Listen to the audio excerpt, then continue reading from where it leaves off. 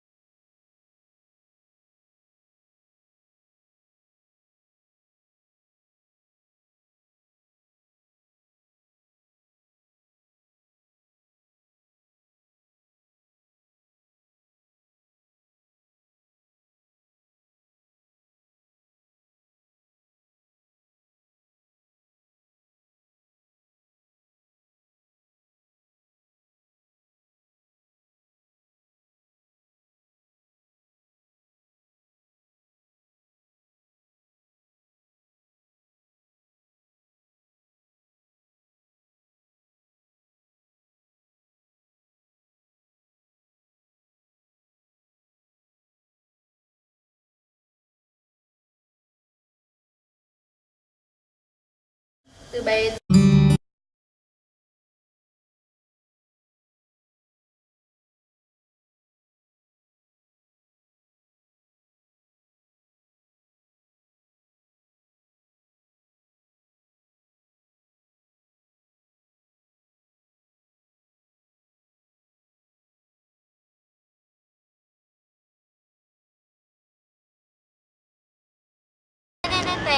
đây là cái gia vị nãy mình nói còn thiếu, các bạn cũng ăn đi với mình nhé.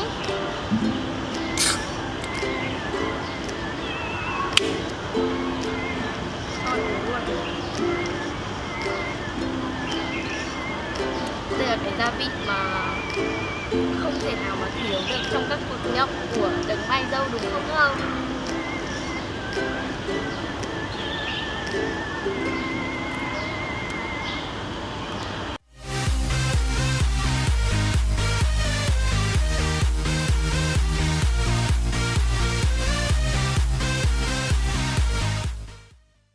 Các bạn hãy nhấn like, chia sẻ clip và đừng quên đăng ký kênh để theo dõi các clip tiếp theo nha. Xin chào các bạn, mình là Phương Baby. Mình là thành viên mới của nhóm Hot Girl ẩm thực. Hôm nay mình đến đây làm món tôm nướng than hoa. Mình đã chuẩn bị 1 cân tôm.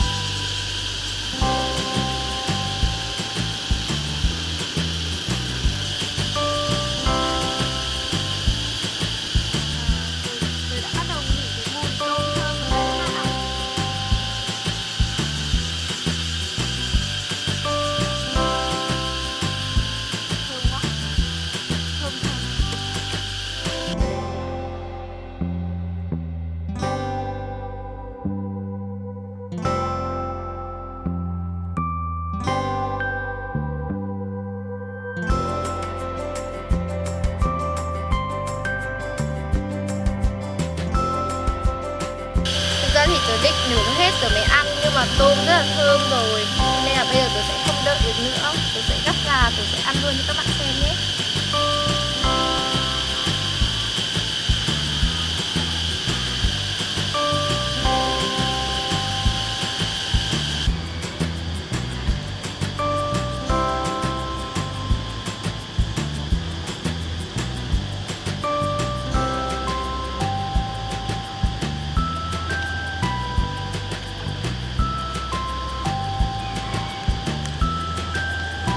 Ngon quá, không thể nào chịu được.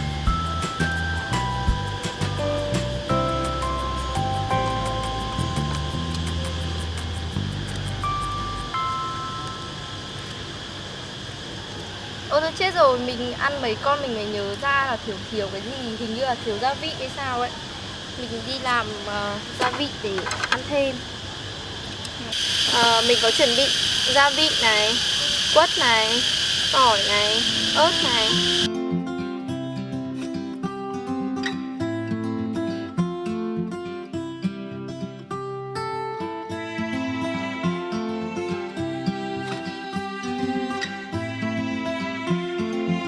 Bây giờ thế đã xong gia vị, bây giờ chúng ta cùng thử hết rồi. Còn mỗi 2 con tôm thôi, mình luộc nốt rồi mình ăn nốt. Mình đặt lại ra mình ăn tiếp đây.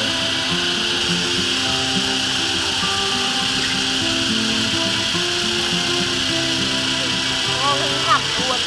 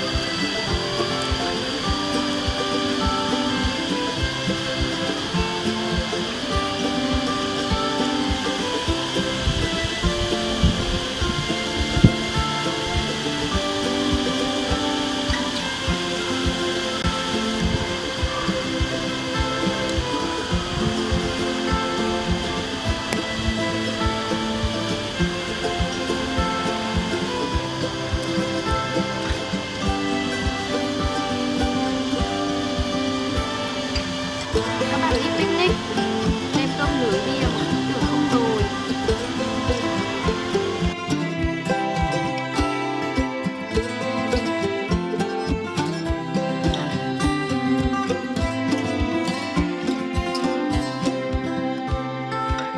Mình vừa nướng thêm được mấy con tôm nữa. Bạn nào muốn ăn khô thì nướng hơi cháy giống mình thì ăn nó sẽ dai và nó ngọt hơn. Còn bạn nào muốn ăn ướt thì nướng vừa chín tới ăn sẽ ngon hơn. Các bạn ăn cùng mình nhé. Thực sự thì mình cũng không biết diễn tả cái vị này như nào nữa, nhưng mà mình thấy nó rất là ngon thơm ý. Bạn nào mà gầy thì ăn một ngày ăn 1-2 cân chắc là tiếng như mình nè.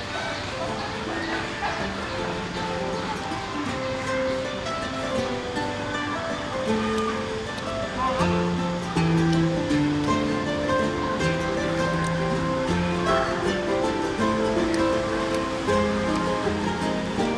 Nào một béo như mình thì ăn tôm nha. Quên mất, bạn nào mà có món nướng nào mà ngon hơn mà muốn mình ăn ấy thì comment xuống bên dưới nha. Nếu mà comment nào mà được nhiều like thì mình sẽ ăn theo ý của các bạn nha.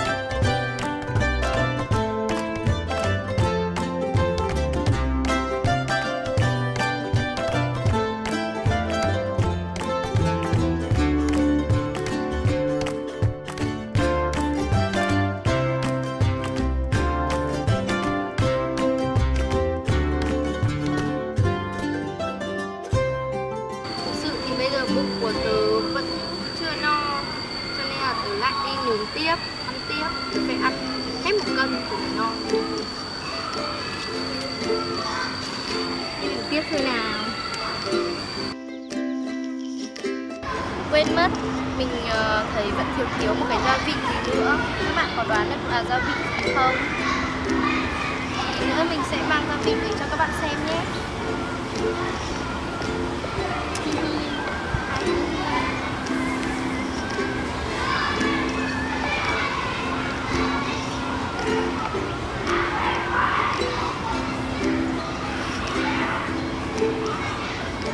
Vừa mới cho vào thơm rồi đấy.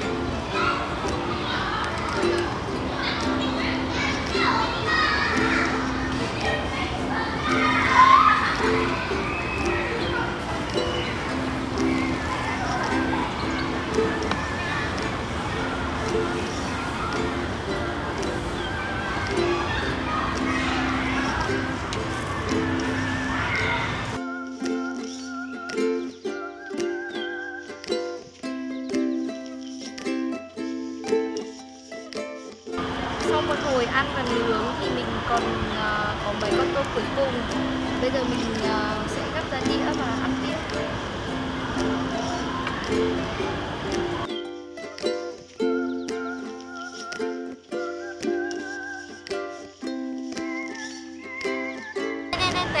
Đây là cái gia vị nãy mình nói còn thiếu. Các bạn cũng ăn đi với mình nhé.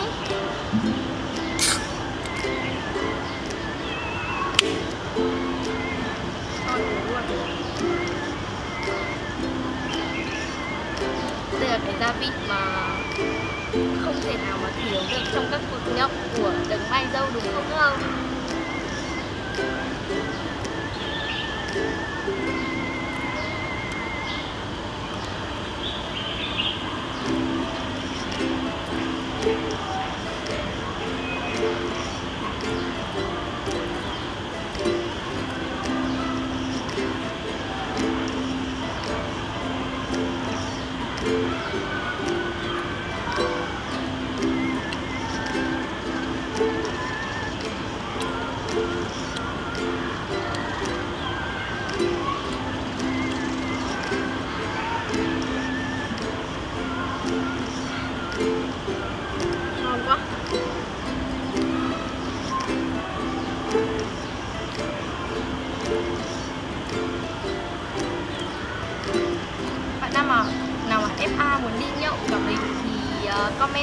dưới nhé.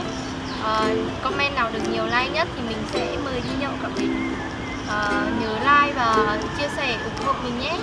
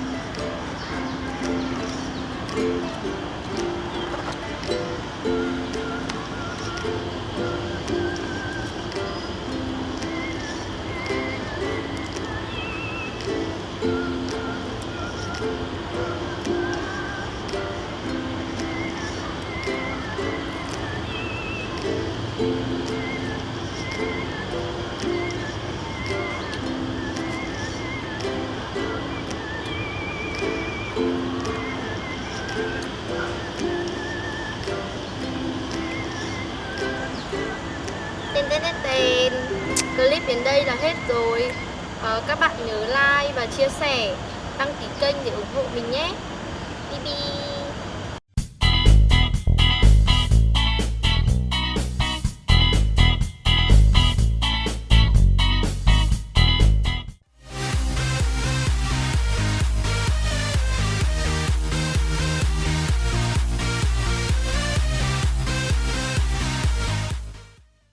Các bạn hãy nhấn like, chia sẻ clip và đừng quên đăng ký kênh để theo dõi các clip tiếp theo nha. Xin chào các bạn, Phương Baby trở lại rồi đây. Như clip trước thì mình chưa nhận được nhiều phản hồi comment từ phía các bạn, nên hôm nay mình tự làm một món do tự mình nghĩ ra, đó là món trứng vịt lộn. Các bạn đi theo mình nhé. Let's go nào.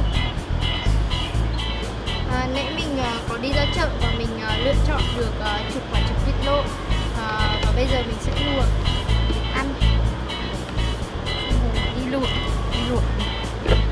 Chúng ta sẽ phải lấy một lượng nước vừa phải sắp mặt trứng và cho trứng vào.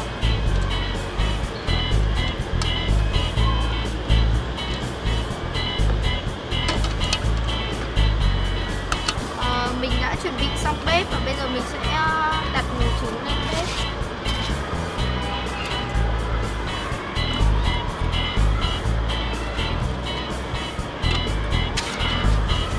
Bạn nào muốn cho trứng nhanh chín thì có thể cho một ít muối vào nhé. Mình đang quạt để cho nó nhanh chín nữa.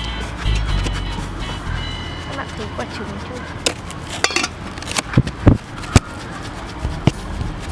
Trứng vịt lộn này có rất nhiều dinh dưỡng, và đặc biệt là các bạn nào mà có người yêu thì nên ăn nhiều rồi nhé. Các ông hiểu ý tôi rồi đấy. Một ngày thì các bạn không nên ăn nhiều quá. Các bạn chỉ nên ăn từ 1 đến 2 quả để tránh bị thừa dinh dưỡng nha. Các bạn luộc trứng thì các bạn luộc từ 15 đến 20 phút thì sẽ ăn được. Các bạn nên ăn luôn, bởi vì ăn nguội sẽ bị tanh, khó ăn. Các bạn nên ăn nóng rồi mới luộc xong nên ăn luôn.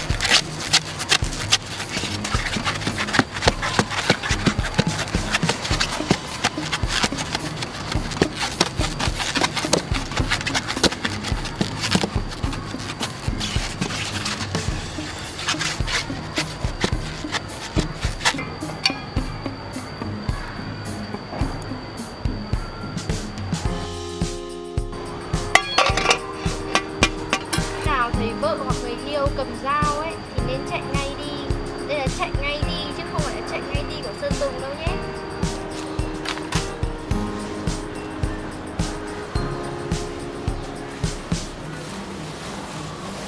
Đã qua 20 phút, bây giờ các bạn hãy xem là trứng đã chín chưa nhé. Chín rồi nè.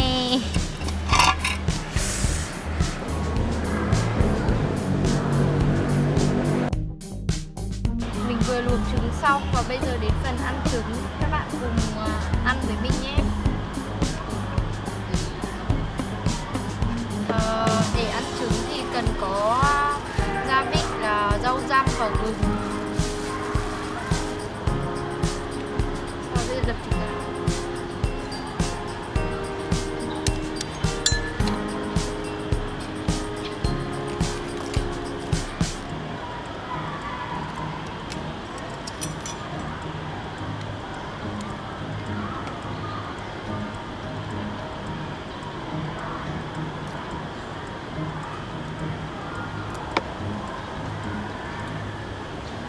Các bạn ăn cùng mình nhé.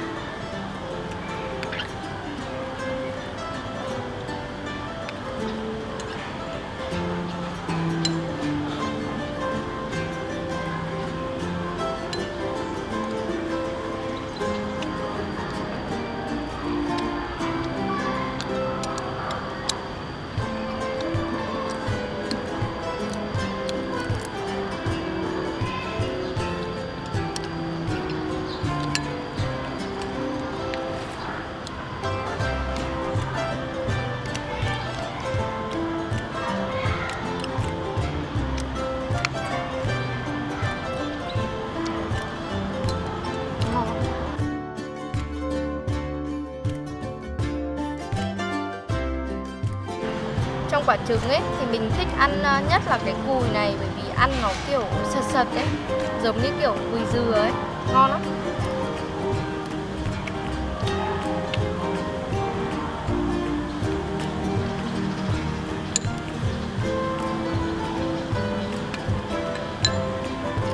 Bạn nào mà ăn mặn ấy thì cho thêm muối, còn tớ thì tớ ăn như thế này là đủ rồi, vừa rồi.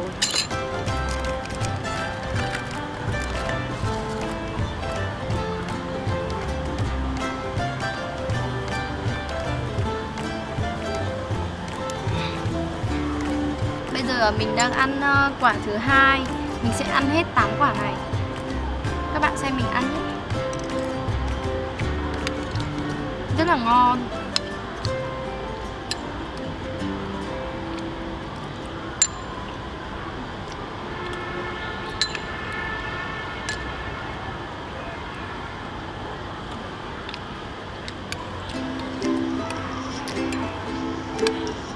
Ăn rất là ngon luôn các bạn ạ. Bạn nào mà ăn được 8 quả trứng giống như mình thì comment xuống bên dưới nhé. Còn bạn nào mà ăn được 10 quả thì cho mình gặp mình bái đáp sư phụ.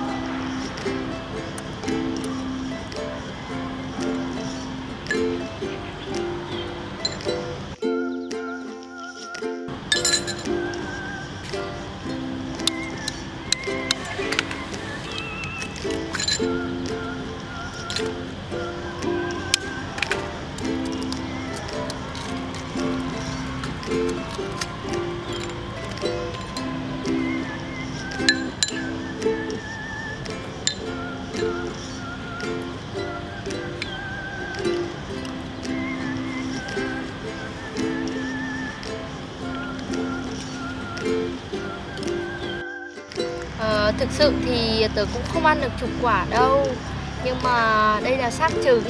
Bạn nào muốn ăn thi với mình thì comment xuống bên dưới nha. Bạn nào biết món nào độc lạ thì hãy comment xuống bên dưới. Nếu comment đấy được nhiều like thì mình sẽ mời đi ăn cùng mình. Được đó. Bạn nào mà đi ăn ngoài trời giống như mình thì nhớ mang theo cái thuốc chống muỗi nha.